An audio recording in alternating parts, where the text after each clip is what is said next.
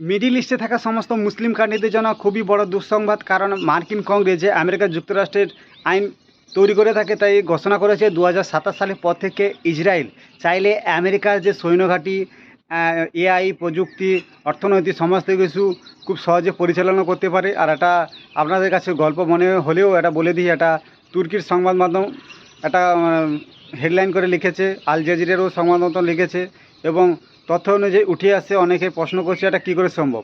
এটা হয়েছে আমেরিকার কংগ্রেসের জন্য, আর এটা মূল কারণ হচ্ছে ইরানের জন্য। কারণ ইরান কোনো প্রকারে পরমাণু বোমা তৈরি করার প্রক্রিয়া বন্ধ করছে না, যার কারণে ইসরায়েলের ক্ষেত্রে এটা হুমকিয়ে পড়ছে, যার যার ফলস্বরূপ আমেরিকা এটা করে দিয়েছে। কারণ এতদিন আমেরিকা সাহায্য করেছিল ইসরায়েলকে, মানে ইসরায়েল চাইলে সাহায্য করতো, আর সেই সাহায্য নিয়ে আমেরিকা এই যে মিডল ইস্টে থাকা মুসলিম কান্ট্রিদের প্রতিরোধ করতো। কিন্তু এখন সরাসরি যোগ হয়ে যাচ্ছে, মানে কি বলছেন, চাইলে ইসরায়েল খুব সহজেই ওগুলো ব্যবহার করে, মানে সৈন্য, অর্থনীতি, এআই, ড্রোন প্রযুক্তি সমস্ত কিছু দিয়ে ইসরায়েল মিডল ইস্টে থাকা যে কান্ট্রিগুলো লিবিয়া, সিরিয়া, ইরান, সৌদি আরব সমস্ত কান্ট্রিতে আক্রমণ করতে পারে।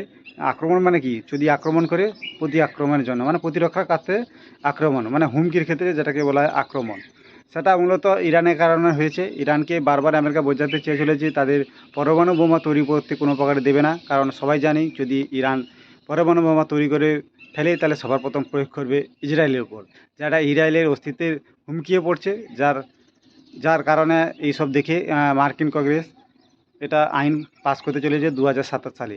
আর 2027 সালের পর যদি সরাসরি ইসরায়েল আমেরিকার সৈন্যের সাথে যুক্ত হয়ে যায়, যে মিডিল ইস্টে থাকা মুসলিম কান্ট্রির জন্য, মিডিল ইস্টে না পুরো বিশ্বে যে মুসলিম কান্ট্রি আছে তাদের জন্য একটা শুভ সংবাদ নয়।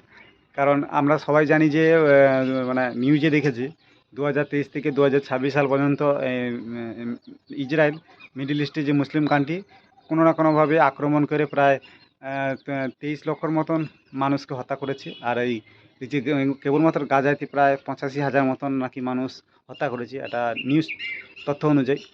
সেটা জানি না কতটা বাস্তব, তো হবারই কথা। কারণ আমি দেখেছি যে গত বছর কীভাবে ইসরায়েলের উপর মানে অত্যাধুনিক 2000-এর মতন মিসাইল আক্রমণ করে যে যে ইরানের যে মানে আতঙ্কবাদী গোষ্ঠীটা আছে, তা সবাই একটা ভাবুন, আপনার উপর যদি কেউ আক্রমণ করে কী চাইবেন, আপনিও তো প্রতিরোধ করতে চাইবেন না।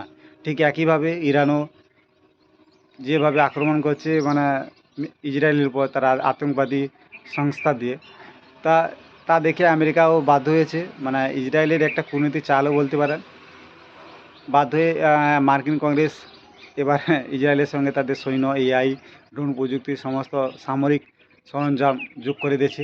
একটাই মাত্র তাদের যে অফিসারদের মাধ্যমে এটা হতে চলেছে। আপনারা যদি নিউজ ভালো করে দেখেন বুঝতে পারবেন। আর এটা খুবই শীঘ্রই এটা ভালো দিক দেখতে পাবো, কারণ এবার কাবু হয়ে যাবে মিডিল ইস্টে থাকা মুসলিম কান্ট্রিগুলো।